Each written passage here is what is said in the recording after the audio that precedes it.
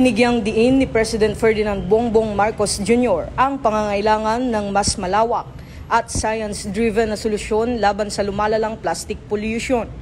Sa pagbubukas ng International Atomic Energy Agency High-Level Forum on Nuclear Technology for Controlling Plastic Pollution o NUTEC Plastics sa Pasay City, sinabi ng Pangulo na hindi sapat ang political will, kailangan ng siyensya, advanced research at strategic foresight sa paggawa ng mga polisiya.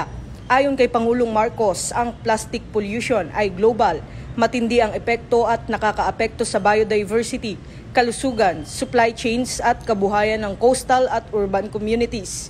Kaya naman aniya, dapat lampasan ng bansa ang simpleng regulasyon at advokasya at yakapin ang teknolohiyang credible, scalable at grounded in rigorous science.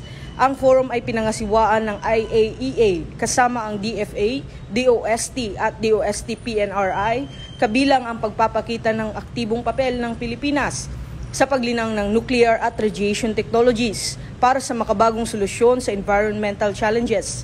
Giit ni Pangulong Marcos, ang NUTEC Plastics ay halimbawa ng mga inobasyong kailangan ngayon, pagsasanib ng advanced nuclear applications at environmental protections upang makapagatid ng konkretong benepisyo sa industriya at lipunan.